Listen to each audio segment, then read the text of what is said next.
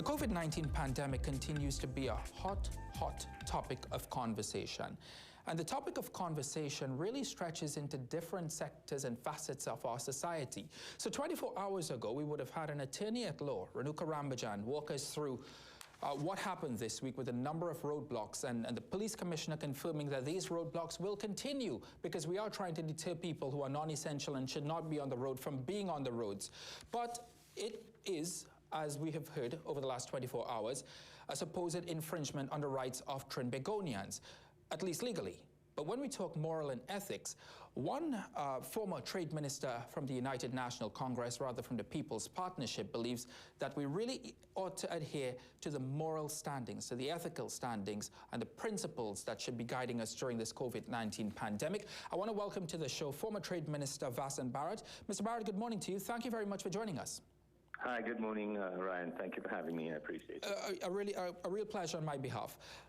Let's talk about the statement that you released in the aftermath of former Attorney General Anand Ram Logan's statement regarding the legality of people moving about across the country. You believe this is a strong moral ground that Trinbagonians need to stand on?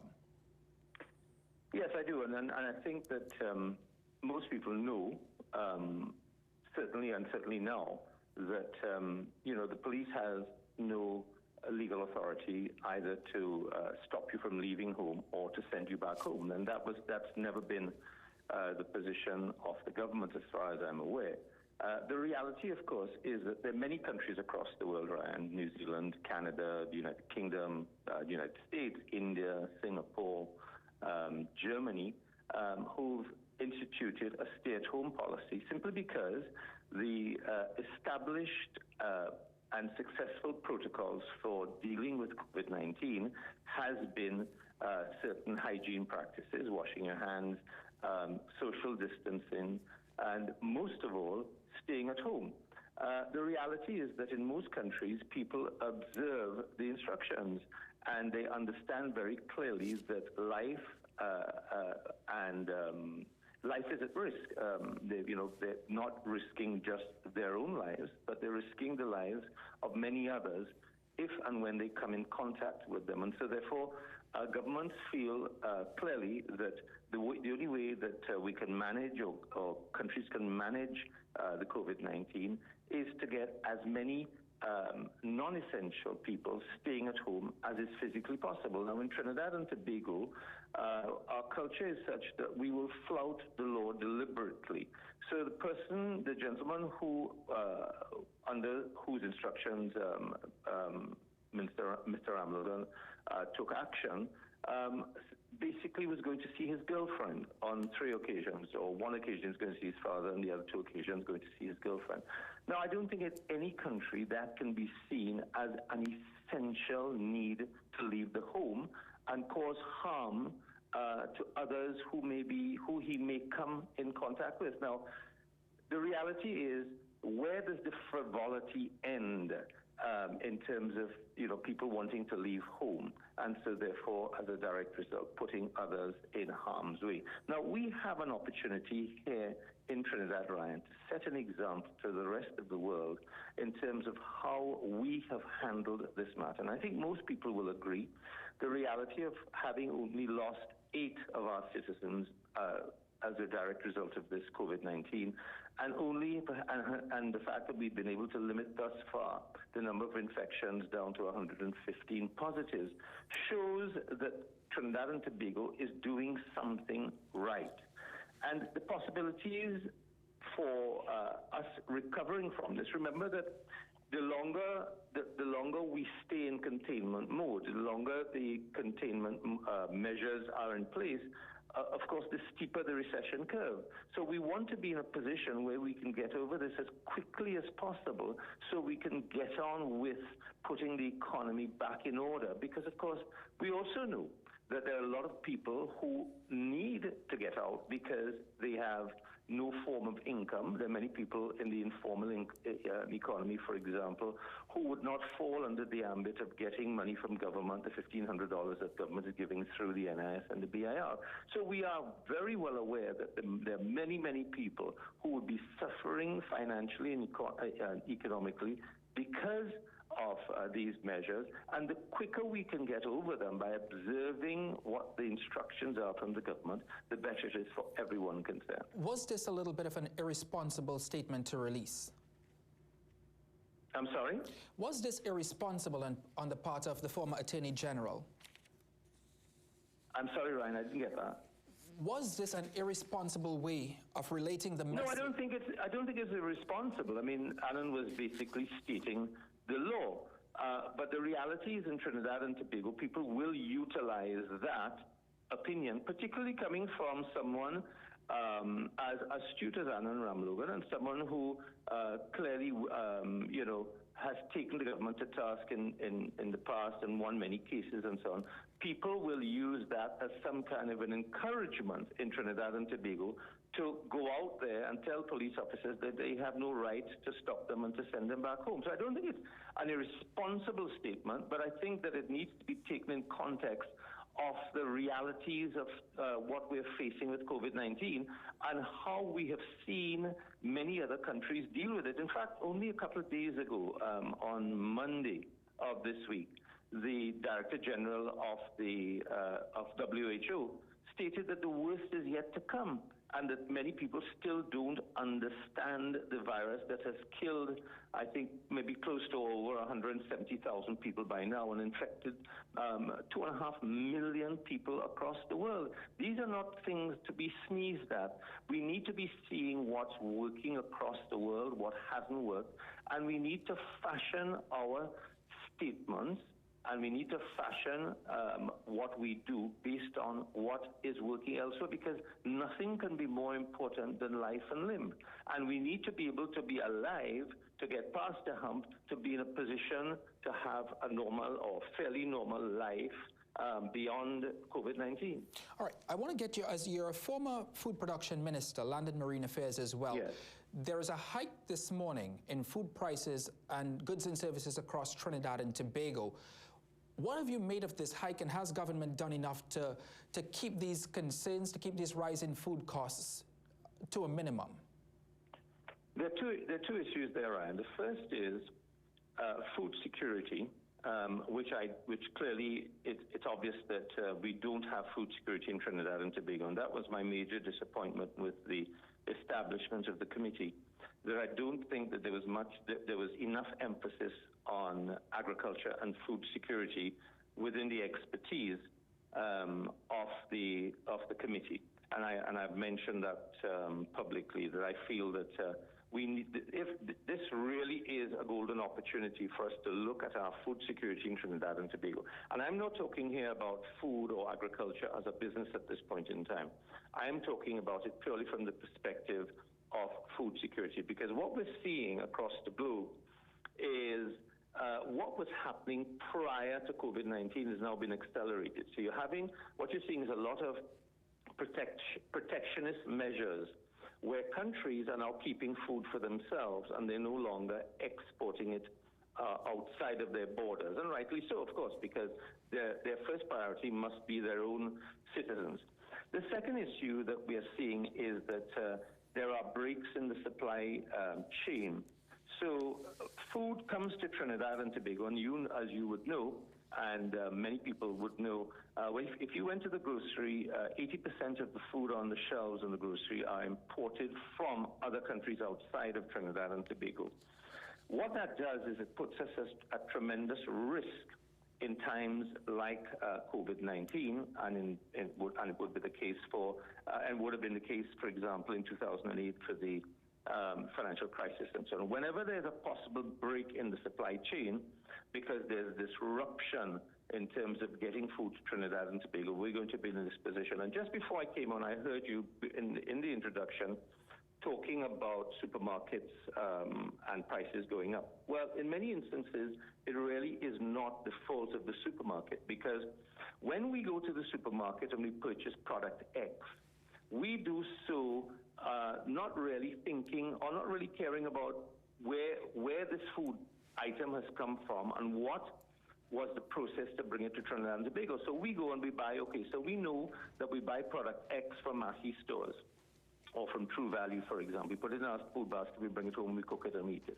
We don't know for example, who's the importer of that product? We know who sold it to us, but we don't know who is the importer or the wholesaler who brought it to Massey stores.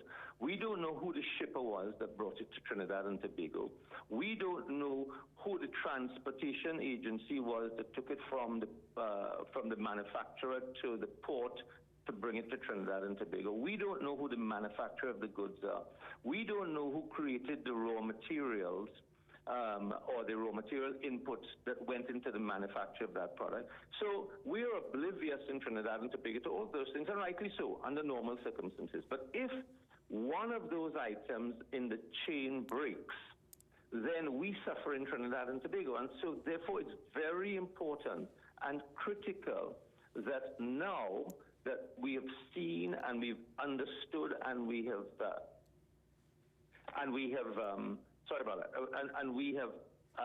actually witnessed what is happening on the global stage, there is no more important time for us to be looking at being self-sufficient in many things, in food, or relatively self-sufficient in food, in medications, because of course we import. We're an island where everything is imported into Trinidad and Tobago. Mm-hmm. So this committee has a huge responsibility for repositioning Trinidad and Tobago for a new world that is going to look completely different to the one that we're accustomed to. I want to add a third point to those that you were just making, Mr. Bharath.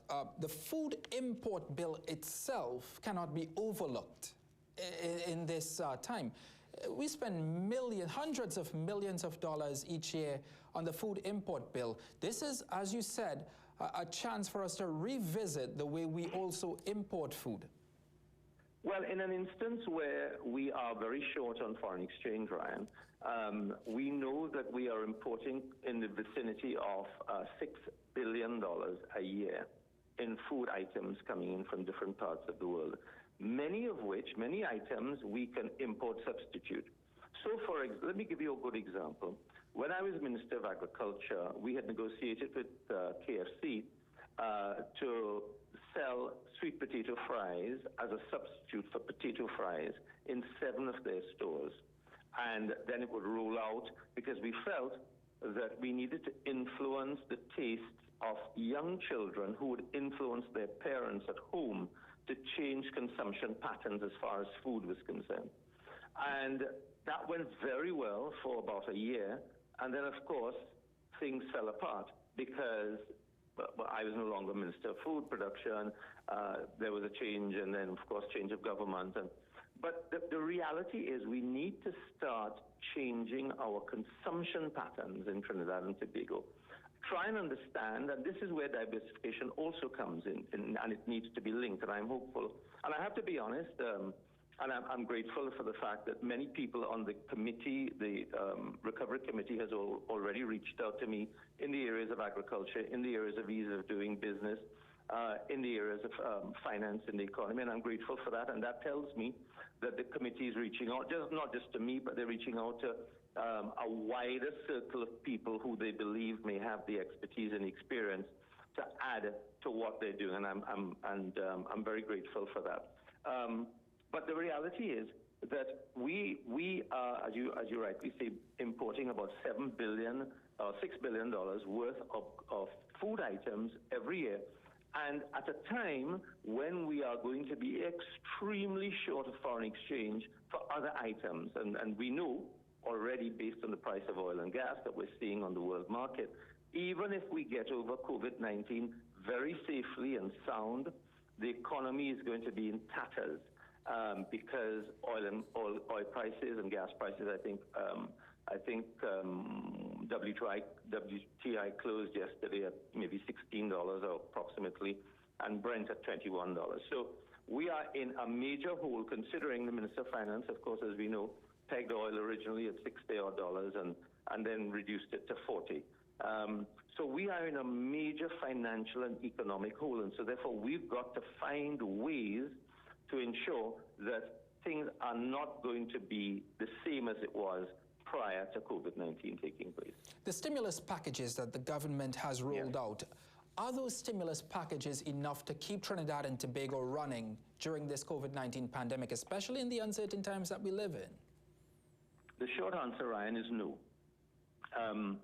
Both for businesses and for the individual, it's not enough. First of all, let me take the individuals. $1,500 given to individuals is nowhere close enough for an individual who's been employed to live on. Certainly not with regard to if that person is renting or has a mortgage, has children at home to feed, and so on. So 15, and then worse yet, the fact is that in many instances, people are finding it extremely difficult to access the $1,500. So what's important here is scale, speed, and simplicity. Scale, speed, and simplicity.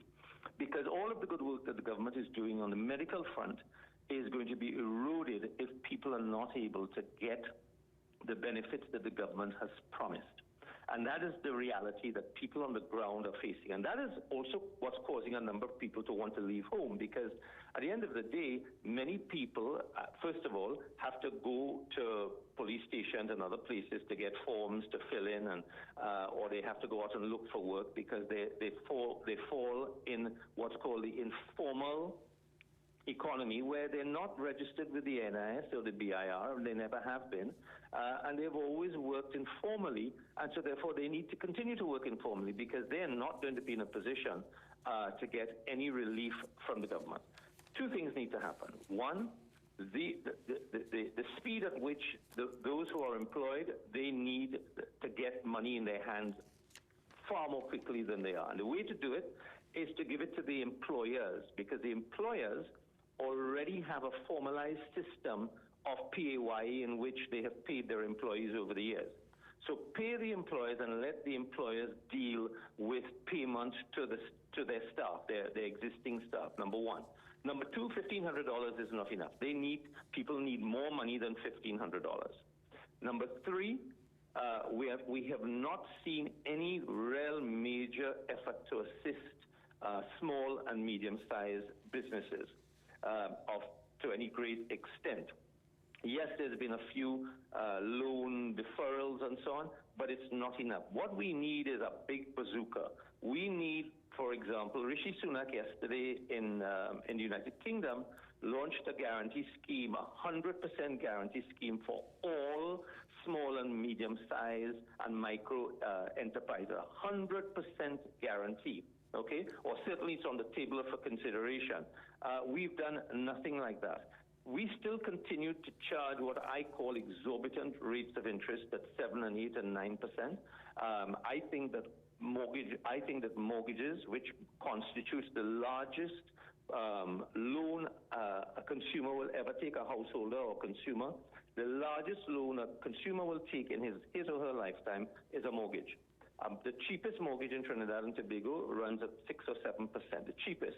I believe that the banks should share a burden that they have, that everybody else is having to share, having made billions of dollars over the last 5 or 10 years. Every year they declare annual profits in the region of billions of dollars.